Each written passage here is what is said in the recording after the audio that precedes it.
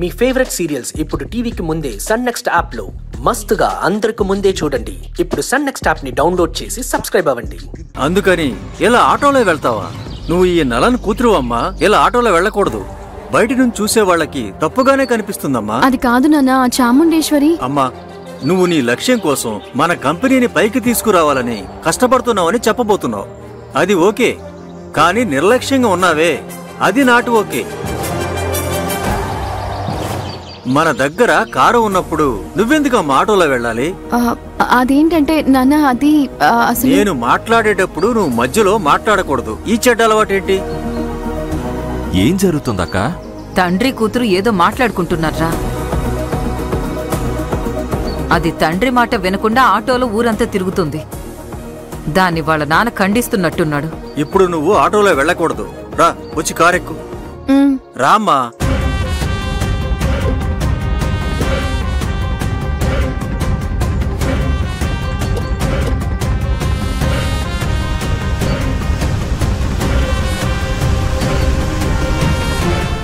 అక్క, నువ్వు చెప్పింది కరెక్ట్ అక్క. కూతుర్ని తిట్టి తండ్రి కారులో తీసుకెళ్తున్నాడు. నేనింకేదో అయ్యుంటుందని అనుకుని ఫాలో చేశాను. ఆ అమ్మాయిని చూస్తుంటే కొంచెం పిచ్చిదానిలా ఉందక్క.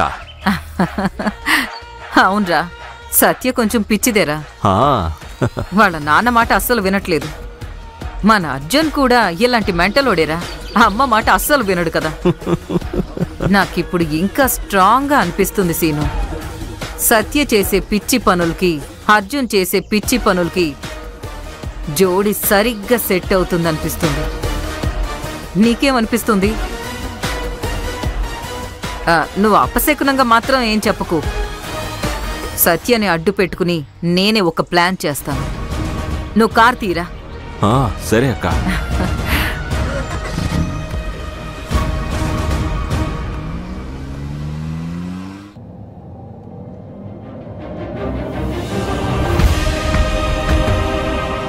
ఏమ్మా, నీ మనసులో నువ్వేమనుకుంటున్నావు?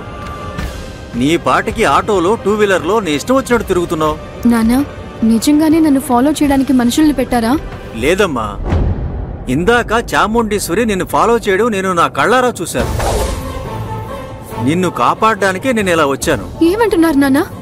చాముండేశ్వరి నన్ను ఫాలో చేసిందా? అవునమ్మా, నువ్వు మొబైల్ షాప్ నుండి రావడం తన కారులో కూర్చుని చూస్తూ ఉంది. నువ్వు గనక ఆటోలో ఎక్కి హాస్టల్లో దిగి ఉంటే తను నిన్ను ఫాలో చేస్తూ వచ్చి నువ్వు హాస్టల్లో ఉన్నావని తెలుసుకునేదిగా. నీ జాతకం పూర్తిగా తనకు తెలిసిపోయింది. అప్పుడు మనం దేనికి డ్రామా ఆడుతున్నామో మొత్తం తనకి తెలిసిపోయి మన ప్లాన్ టోటల్ గా స్పాయిల్ అయ్యేదమ్మా. ఏంటమ్మా, ఏం మాట్లాడలేదు? నేను ఇలా అవుతుంది అనుకోలేదు నాన్న. సారీ నాన్న. ఇప్పుడు నువ్వు సారీ చెప్పి ఏంటమ్మా ప్రయోజనం? ముందు నువ్వు ఏ లక్ష్యం కోసం అయితే వచ్చావో అది నీ మనసులో దృఢంగా పెట్టుకో. నువ్వు హాస్టల్లో ఉండడం నీ లక్ష్యానికి ఆపదని నేను చాలాసార్లు హెచ్చరించినా కానీ నీకెందుకు అర్థం కావట్లేదమ్మా? ఇలా చూడమ్మా, నేను చెప్పేది విను. ఇకపై ఒక్క నిమిషం కూడా నువ్వు హాస్టల్లో ఉండడానికి వీల్లేదు. వెంటనే ఇంటికి వచ్చేసేయ్. సరే నాన్న, నేను హాస్టల్కి వెళ్ళి నా థింగ్స్ అన్ని కలెక్ట్ చేసుకుని వచ్చేస్తాను. అవసరమే లేదు. నీ ఫ్రెండ్ కళ్యాణికి చెప్పి నీ వస్తువులని మన ఇంట్లో ఇవ్వమని చెప్పు. ఇకపై నువ్వు హాస్టల్ దరిదాపులకే వెళ్ళకూడదు. అది పెద్ద రిస్క్.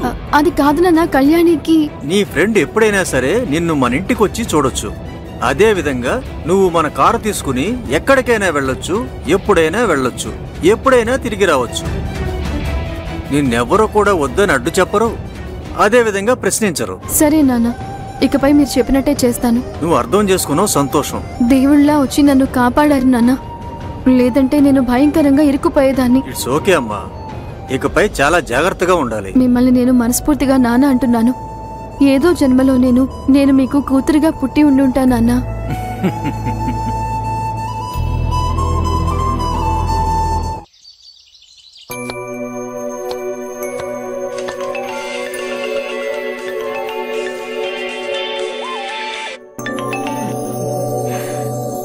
హలో కామాక్షి, నేనే మాట్లాడుతున్నా.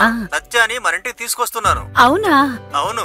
సత్యాన్ని తీసుకొస్తున్నారా? చాలా సంతోషం అండి. అమ్మా, ఎవరమ్మా ఫోన్లో? మీ నాన్నగారు ఫోన్ చేశారు. సత్యాని మన ఇంట్లో ఉండడానికి తీసుకొస్తున్నారంట. సూపర్ అమ్మా. సత్య అక్కంటే నాకు ప్రాణం. తనంటే నాకు అంత ఇష్టం అమ్మా. నాకు కూడా సత్య అంటే చాలా ఇష్టం. నీ ప్రాణాన్ని మానాన్ని కాపాడింది కదా. కాని అమ్మా, ఎందుకని నాన్న తన్ని పెద్ద కూతురని చెప్పాలి? అదే నాకు అర్థం కావడం లేదు. ఏం తల్లి, నాన్న అలా చెప్పారని నీకు బాధగా గాని కోపంగా గాని ఉందమ్మా? చచ్చా, అలా ఏం కాదమ్మా. నాన్న ఇలాంటి నిర్ణయం తీసుకున్నారంటే ఖచ్చితంగా ఏదో ఒక కారణం ఉండే ఉంటుంది. ప్రశ్న నీదే, సమాధానం నీదే. పర్వాలేదమ్మా, నేను నా భర్తను అర్థం చేసుకున్న దానికన్నా నువ్వు మీ నాన్నని బాగానే అర్థం చేసుకున్నావు. సత్య అక్కకి నాన్న ఎలాంటి సహాయం చేసినా దానికి రెట్టింపు సంతోషపడేది నేనే. నాకు ఎలాంటి అభ్యంతరం లేదు. కానీ అక్క వచ్చినప్పుడు నేనుండను. మ్యూజిక్ క్లాస్ కి వెళ్తున్నాను. సరే, నువ్వు బయలుదేరు, రాత్రి మాట్లాడుకుందాం. సరే అమ్మా, నేను వెళ్తాను. లేట్ అవుతుంది. బాయ్.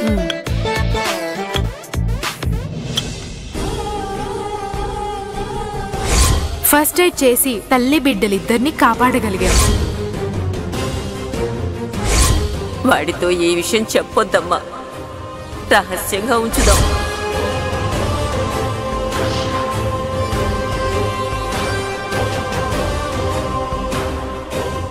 కోడలు బాధగా కూర్చునుంది. తన కోపం కొంచెం చల్లారినట్టుందనుకుంటాను. పొంగింది పాలనుకున్నారా? అగ్నిపర్వతమే బద్దలైంది. అంత త్వరగా చల్లారుతుందా? భాగ్యం, మన అబ్బాయికి ఈ విషయం చెప్పకుండా తనని ఎలాగైనా ఒప్పించాలి. ఆగండి, కొంచెం మాట్లాడకుండా ఉంటాను. నేను చూసుకుంటానుగా. రండి.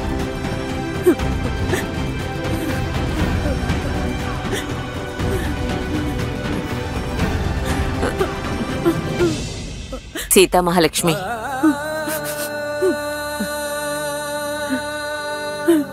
ఇలా చూడమ్మా, ఏదైనా మాట్లాడమ్మా. మేం చేసింది తప్పే, దానికి మమ్మల్ని క్షమించమ్మా. ఏదో మార్గం ఆలోచించామని చెప్పారు కదా, అదేంటత్తయ్యా? అది నిజం ఎలాగో తెలిసిపోయిందిగా, ఆ రహస్యాన్ని కూడా చెప్పి తగలడండి. అదే దీనికి కారణమైన అబ్బాయి వాళ్ళింట్లో మాట్లాడడానికి సత్య వైజాగ్ వెళ్ళింది. అయ్యో పాపాత్ములారా, దాన్ని కూడా ఈ పాప పనిలో చేర్చేశారా? మేము తనని చేర్చుకోలేదు, తనే మమ్మల్ని చేర్చుకుందమ్మా. అమ్మా, దేవి అనే అమ్మాయికి పాము కరిచిందని ఇక్కడ అడ్మిట్ చేశారమ్మా. తను ఏ వార్డులో ఉందో చెప్తారా?